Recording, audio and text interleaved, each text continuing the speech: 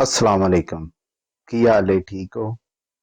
तारीख दी पंजाब दी तारीख दी दूसरी जंग जेलम दे किनारे दी जंग ਇਹਨੂੰ ਅਸੀਂ ਤਾਰੀਖੀ ਲਫ਼ਜ਼ਾਂ 'ਚ ਜਿਹੜਾ ਯਾਦ ਕੀਤਾ ਜਾਂਦਾ ਹੈ ਅੰਗਰੇਜ਼ੀ ਦੇ ਵਿੱਚ ਉਹਨੂੰ ਕਹਿੰਦੇ ਨੇ ਬੈਟਲ ਆਫ ਹਾਈਡਾਸਪਿਸ। ਅਸੀਂ ਇਹਨੂੰ ਜੇਲਮ ਦੀ ਜੰਗ ਕਹਾਂਗੇ।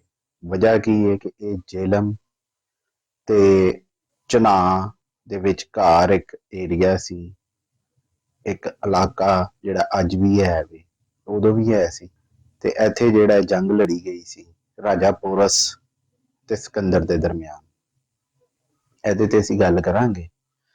ਤੇ ਪਹਿਲੇ ਥੋੜਾ ਜਿਹਾ ਤੁਹਾਨੂੰ ਇਹਦਾ ਬੈਕਗਰਾਉਂਡ ਅੱਛਾ ਦੱਸ ਦਈਏ ਕਿ ਜੰਗ ਵਜ੍ਹਾ ਕਿਉਂ ਇਹ ਜਿਹੜੀ ਜੰਗ ਹੈ ਨਾ ਇਹ ਹੋਈ ਤੇ ਦੁਨੀਆ ਦੀ ਤਾਰੀਖ ਦੇ ਵਿੱਚ ਤਾਰੀਖੀ ਜੰਗਾਂ ਦੇ ਵਿੱਚ ਇਸ ਜੰਗ ਦਾ ਸ਼ੁਮਾਰ ਹੁੰਦਾ ਹੈ।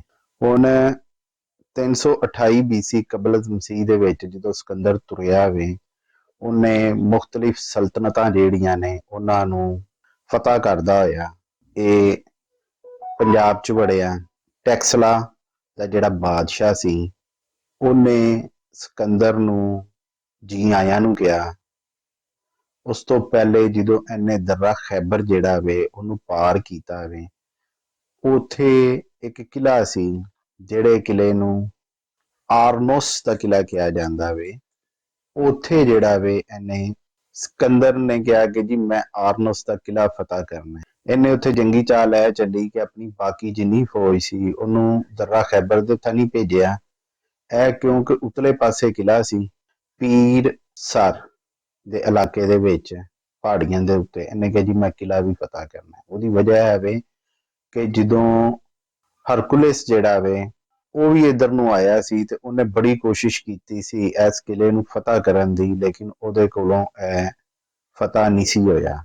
ਇਹਨੇ ਕਿਹਾ ਜੀ ਮੈਂ ਵੀ ਇਹ ਵੀ ਕਰਨਾ। ਉੱਥੇ ਸਿਕੰਦਰ ਆਪਣੇ ਚੰਦ ਹਜ਼ਾਰ ਸਾਥੀਆਂ ਨੂੰ ਲੈ ਕੇ ਉਧਰ ਨੂੰ ਤੁਰ ਪਿਆ। ਉੱਥੇ ਵੀ ਤਲਾਵਾਂ ਮਿਲਣ ਡਈਆਂ ਸੀ ਆਰਨੋਸ ਕਿਲੇ ਦੇ ਵਿੱਚ ਵੀ। ਉਹਨਾਂ ਨੇ ਕਿਹਾ ਜੀ ਉਹਦੀ ਜਿਹੜੀ ਫੌਜ ਹੈ ਉਹ ਤੇ ਦर्रे ਥਾਨੀ ਥੱਲੇ ਨੂੰ ਉਤਰ ਗਈ ਹੈ, ਇੱਧਰ ਨੂੰ ਨਹੀਂ ਆਏ। ਇਹ ਰਾਹ ਬਦਲ ਕੇ ਉੱਥੇ ਆਰਨੋਸ ਤੇ ਪਹੁੰਚਿਆ, ਇਹਨੂੰ ਫਤਹ ਕੀਤਾ। ਉਸ ਤੋਂ ਬਾਅਦ ਆਪਣੀ ਬਾਕੀ ਫੌਜ ਨਾਲ ਆ ਕੇ ਮਿਲ ਗਿਆ ਤੇ ਜਿਹੜਾ ਗੰਧਾਰਾ ਜਿਹੜਾ ਵੇ ਉਹਨੂੰ ਇਹਨੇ ਫਤਹ ਕੀਤਾ। ਉਹਦਾ ਮਰਕਜ਼ ਉੱਥੇ ਰਿਹਾ।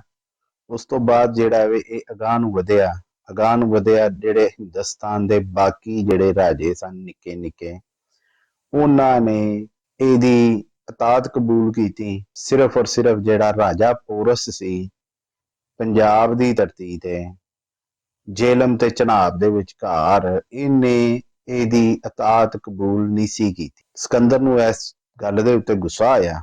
ਫਿਰ ਇਹਨੇ ਜਿਹੜਾ ਨਾ ਉਹਨੂੰ ਰਾਜਾ ਅੰਬੀ ਜਿਹੜਾ ਸੀ ਇਹਨੇ ਨਾਲ ਮਿਲਾਇਆ ਤੇ ਉਸੇ ਜ਼ਬਾਨ ਦੇ ਵਿੱਚ ਇੱਕ ਸੁਨਾਹ ਭੇਜਿਆ ਰਾਜੇ ਪੋਰਸ ਨੂੰ ਕਿ ਜੀ ਮੇਰੇ ਨਾਲ ਨਾ ਸੁਲ੍ਹਾ ਕਰ ਲਓ, ਮੈਨੂੰ ਬਾਦਸ਼ਾਹ ਮੰਨ ਲਓ, ਆਪਣੀ ਤੁਸੀਂ ਜਿਹੜਾ ਵੇ ਚਲਾਉਂਦੇ ਰਹੋ ਹਕੂਮਤ। ਲੇਕਿਨ ਰਾਜਾ ਪੋਰਸ ਨੇ ਇਹਦੀ ਇਹ ਗੱਲ ਜਿਹੜੀ ਹੈ ਮਨਜ਼ੂਰ ਨਹੀਂ ਕੀਤੀ। ਫਿਰ ਜਿਹੜਾ ਅਲੈਗਜ਼ੈਂਡਰ ਸੀ ਸਿਕੰਦਰ ਇਹਨੇ ਇੱਕ ਟਾਈਮ ਤੇ ਆ ਕੇ ਥੱਲੇ ਨੂੰ ਆਇਆ। ਮੌਸਮੇ ਬਹਾਰ ਸੀ। ਇਹਨੇ ਦਰਿਆਏ ਚਨਾਹ ਦੇ ਪਰਲੇ ਪਾਸੇ ਆਪਣੀ ਫੌਜ ਲਿਆ ਕੇ ਖੜੀ ਕਰ ਲਈ। ਉਸ ਤੋਂ ਪਹਿਲੇ ਕਹਿੰਦੇ ਨੇ ਤਾਰੀਖ ਲਿਖਦੀ ਹੈ ਕਿ ਇਹਨੇ ਰਾਜੇ ਪੋਰਸ ਦੇ ਬੇਟੇ ਨੂੰ ਜਿਹੜਾ ਵੇ ਉਹਦੇ ਪੁੱਤਰ ਨੂੰ ਇੱਕ ਜੰਗ ਛੋਟੀ ਜੀ ਝੜਪ ਚ ਮਾਰਿਆ। ਕੁਛ ਕਹਿੰਦੇ ਨੇ ਕਿ ਜਿਹੜੀ ਦਰਿਆਏ ਜੇਲਮ ਦੇ ਕਿਨਾਰੇ ਜੰਗ ਲੜੀ ਗਈ ਹੈ ਉੱਥੇ ਜਿਹੜਾ ਵੇ ਰਾਜਾ ਪੋਰਸ ਦਾ ਬੇਟਾ ਉਹਦਾ ਪੁੱਤਰ ਜਿਹੜਾ ਵੇ ਉਹ ਮਾਰਿਆ ਗਿਆ ਸੀ। ਅਸੀਂ ਉਹਨਾਂ ਨੇ ਜੰਗ ਵੱਲ, ਜੰਗ ਦੇ ਹਾਲਾਤ ਕੀ। ਸਿਕੰਦਰ ਜਿਹੜਾ ਵੇ ਉਹ ਦਰਿਆਏ ਜੇਲਮ ਦੇ ਲਹਿੰਦੇ ਵਾਲੇ ਪਾਸੇ ਸੀ ਤੇ ਰਾਜਾ ਪੋਰਸ ਦਰਿਆ ਦੇ ਚੜ੍ਹਦੇ ਵਾਲੇ ਪਾਸੇ। ਫੌਜਾਂ ਆਮਣੇ ਸਾਹਮਣੇ ਹੋਈਆਂ। ਹੁਣ ਜਿਹੜੇ ਨੇ ਕੁਛ ਯੂਨਾਨੀ ਜਿਹੜੇ ਲਿਖਣ ਵਾਲੇ ਨੇ ਪੁਰਾਣੇ ਤਾਰੀਖ ਦੇ ਜਿਨ੍ਹਾਂ ਦੀਆਂ ਤਹਿਰੀਰਾਂ ਤੋਂ ਸਾਨੂੰ ਇਸ ਜੰਗ ਦਾ ਹਵਾਲਾ ਮਿਲਦਾ ਹੈ ਉਹ ਇਹ ਸੀ ਕਿ ਰਾਜਾ ਪੋਰਸ ਜਿਹੜਾ ਸੀ ਉਹਦੇ ਇਹ ਦੱਸਿਆ ਜਾਂਦਾ ਵੇ ਕਿ ਜੀ 50,000 ਉਹਦੇ ਪੈਦਲ ਫੌਜੀ ਸਨ, 4,000 ਜਿਹੜੇ ਨੇ ਘੋੜੇ ਸਨ, 85 ਤੋਂ 200 ਤੱਕ एक 85 लिखता, एक 200 लिखता, एक जिहड़ा है वो 100 लिखता है। इसलिए 85 तो 200 तक जंगी हाथी सन। उस तो बाद घोड़ा रेहड़ियां, जंगी घोड़ा रेहड़ियां ये इन्हां ने पाईयां ने 1000 राजा पोरस दे। सिकंदर दे 40,000 प्यादे सन, 7,000 घोड़े सन, ते ਜਿਹੜੇ ਨੇ ਇਹਦੇ ਘੋੜਾ ਗੱਡੀਆਂ ਉਹ ਇਹਨਾਂ ਨੇ ਜ਼ਿਕਰ ਨਹੀਂ ਕੀਤਾ। ਹਾਲਾਂਕਿ ਜੰਗ ਦੇ ਵਿੱਚ ਉਦੋਂ ਇਹ ਵੀ ਹੋਣੀਆਂ, ਇਹ ਯੂਨਾਨੀਆਂ ਦਾ ਇੱਕ ਹਥਿਆਰ ਸੀ ਜੰਗ ਲੜਨ ਵਾਸਤੇ, ਜਿਹਦੇ ਤੋਂ ਇਹ ਦੁਸ਼ਮਣ ਨੂੰ ਨੇਜ਼ਿਆਂ ਨਾਲ ਨਿਸ਼ਾਨਾ ਬਣਾਉਂਦੇ ਸੀ। ਹੁਣ ਅਸੀਂ ਅੱਗੇ ਚੱਲਨੇ ਆ, ਜੰਗ ਦੇ ਹਾਲਾਤ ਤੁਹਾਨੂੰ ਦੱਸਨੇ ਆ। ਇਹ ਤੇ ਅਸੀਂ ਦੋਨਾਂ ਜਿਹੜੀਆਂ ਫੌਜਾਂ ਨੇ ਇਹਨਾਂ ਦੇ ਹਾਲਾਤ ਤੁਹਾਨੂੰ ਦੱਸੇ ਨੇ, ਕਿਹੜਾ ਕਿੰਨੇ ਤਦਾਦ ਸੀ। ਲਹਿੰਦੇ ਪਾਸੇ ਵੱਲ ਜਿਹੜਾ ਵੇ ਸਿਕੰਦਰ ਏ, ਚੜ੍ਹਦੇ ਪਾਸੇ ਵੱਲ ਰਾਜਾ ਪੋਰਸ ਏ। ਮੈਂ ਤੁਹਾਨੂੰ ਇੱਕ ਜਿਹੜੀ ਐਨੀਮੇਸ਼ਨ ਵਿਖਾ ਰਿਹਾ ਕਿ ਸਿਕੰਦਰ ਜਿਹੜਾ ਏ ਉਹਨੇ ਇੱਥੇ ਖੇਡੀ ਇੱਕ ਚਲਾਕੀ। ਉਹਨੇ ਚਲਾਕੀ ਇਹ ਖੇਡੀ ਕਿ ਉਹਨੇ ਰਾਤ ਦੇ ਟਾਈਮ ਜਿਹੜਾ ਵੇ ਆਪਣੇ ਕੈਂਪ ਤੋਂ ਲਹਿਦਾ ਹੋਇਆ ਇਹਨੇ ਜਾ ਕੇ ਉਤਲੇ ਪਾਸਿਓਂ ਜਾ ਕੇ ਦਰਿਆ ਪਾਰ ਕੀਤਾ। ਰਾਹ 'ਚ ਇੱਕ ਜਜ਼ੀਰਾ ਸੀ, ਉਹ ਜਜ਼ੀਰੇ ਤੋਂ ਪਾਰ ਕਰਕੇ ਇਹਨੇ ਅੱਗੇ ਵੀ ਦਰਿਆ ਸੀ ਉਹਨੂੰ ਵੀ ਪਾਰ ਕੀਤਾ। ਗਸ਼ਤੀ ਪਾਰਟੀਆਂ ਜਿਹੜੀਆਂ ਦੋਨਾਂ ਫੌਜਾਂ ਦੀਆਂ ਉਹ ਤੁਰੀਆਂ ਫਿਰਨ ਡਈਆਂ ਸੀ। ਉਹਨਾਂ ਦਾ ਆਮਣਾ ਸਾਹਮਣਾ ਹੋਇਆ, ਘੁੜਸਵਾਰਾਂ ਦੇ ਆਪਸ ਦੇ ਵਿੱਚ ਸਾਹਮਣੇ ਇੱਕ ਦੂਜੇ ਦੇ ਹੋਏ, ਤੇ ਉਹਨਾਂ ਨੇ ਆ ਕੇ ਰਾਜੇ ਪੋਰਸ ਨੂੰ ਖਬਰ ਦਿੱਤੀ ਕਿ ਇਹ ਦਰਿਆ ਪਾਰ ਕਰ ਆਏ ਨੇ। ਇਸ ਤੋਂ ਪਹਿਲੇ ਇਹ ਸੀ ਕਿ ਸਿਕੰਦਰ ਨੇ ਆਪਣਾ ਹਮਸ਼ਕਲ ਇੱਕ ਆਪਣੇ ਕੈਂਪ 'ਚ ਬਾਇਆ ਸੀ ਤਾਂ ਕਿ ਦਰਿਆਓਂ ਪਾਰ ਪਤਾ ਲੱਗਦਾ ਰਵੇ ਕਿ ਸਿਕੰਦਰ ਇੱਥੇ ਹੀ ਹੈ, ਜਦਕਿ ਸਿਕੰਦਰ ਦਰਿਆ ਪਾਰ ਕਰ ਆਇਆ ਸੀ। ਜਦੋਂ ਇਹ ਖਬਰ ਰਾਜੇ ਪੋਰਸ ਨੂੰ ਮਿਲੀ ਹੈ, ਫੌਜਾਂ ਆਮਣੇ ਸਾਹਮਣੇ ਹੋਈਆਂ ਜਿਹੜੀਆਂ ਦਰਿਆ ਪਾਰ ਕਰ ਆਈਆਂ ਸੀ। ਸੱਜਾ ਪਾਸਾ, ਖੱਬਾ ਪਾਸਾ ਤੇ ਵਿਚਕਾਰਲਾ ਜਿਹੜਾ ਹੈ, ਇਸ ਤਰ੍ਹਾਂ ਦੋਨੇ ਫੌਜਾਂ ਆਮਣੇ ਸਾਹਮਣੇ ਹੋਈਆਂ। ਲੜਾਈ ਸ਼ੁਰੂ ਹੋਈ।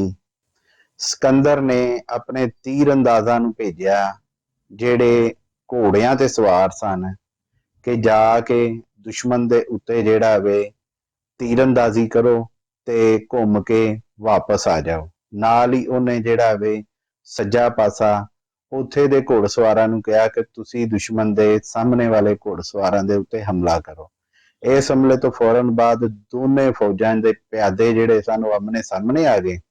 ਸਿਕੰਦਰ ਨੂੰ ਇੱਕ ਮੁਸ਼ਕਲ ਇਹ ਹੋਈ ਕਿ ਉਹਨੇ ਤੇ ਉਹਦੀ ਫੌਜ ਨੇ ਪਹਿਲੇ ਹਾਥੀ ਨਹੀਂ ਸਨ ਵੇਖੇ।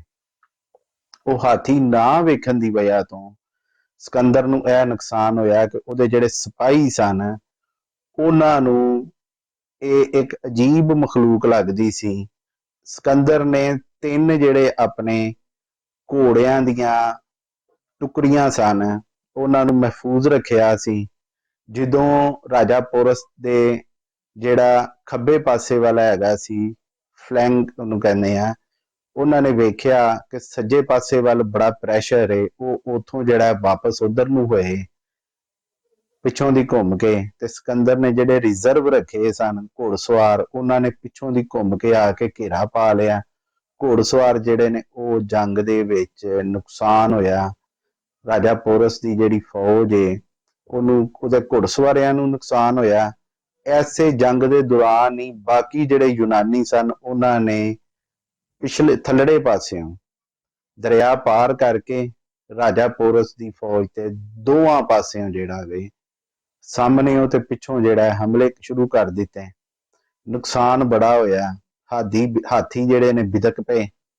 ਬਿਦਕ ਕੇ ਜਿਹੜਾ ਵੇ ਉਹ ਹਾਥੀ ਬਿਦਕ ਕੇ ਤੇ ਆਪਣੀ ਫੌਜ ਨੂੰ ਵਾਲੀ ਪਛਾਣ ਨੂੰ ਮੁੜੇ।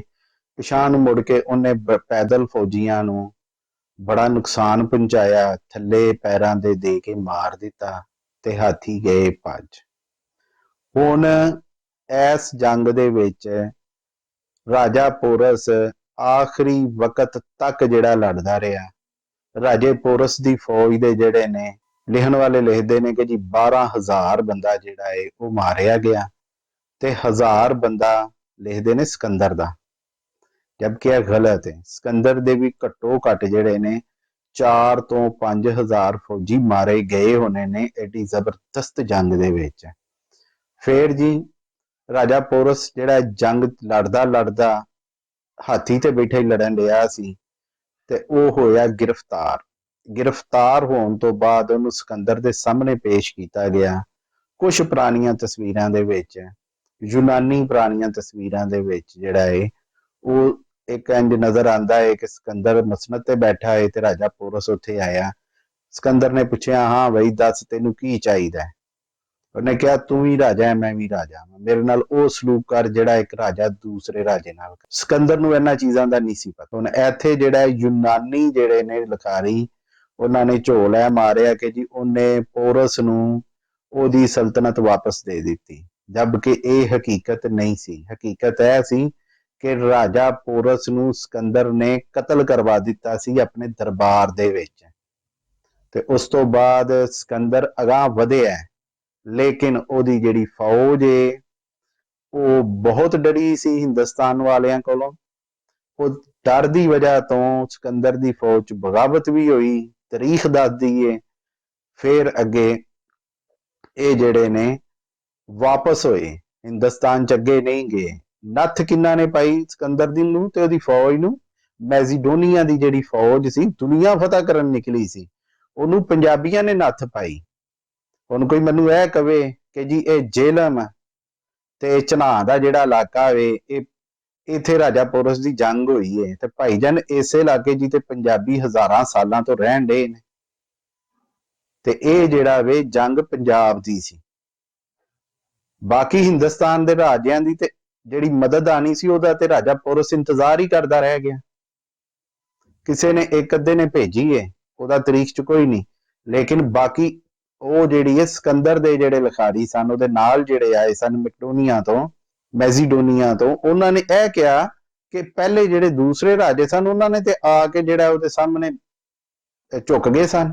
ਤੇ ਇਹ ਪੰਜਾਬ ਦੀ ਦੂਸਰੀ ਵੱਡੀ ਜੰਗ, ਬਲਕਿ ਪਹਿਲੀ ਵੱਡੀ ਜੰਗ ਜਿਹਦੇ ਵਿੱਚ ਕਤਲੋ ਗਾਰਤ ਹੋਈ, ਪਹਿਲੀ ਅਸੀਂ ਤੁਹਾਨੂੰ ਦੱਸ ਛੜੀ ਹੈ। ਆਪਣਾ ਖਿਆਲ ਰੱਖੋ, ਸਾਨੂੰ ਇਜਾਜ਼ਤ ਦਿਵੋ, ਸਾਡੇ ਚੈਨਲ ਨੂੰ ਸਬਸਕ੍ਰਾਈਬ ਕਰੋ। ਅਗਰ ਕੁਝ ਕਮੀ ਬੇਸ਼ੀ ਰਹੀ ਹੈ ਸਾਨੂੰ ਦੱਸੋ।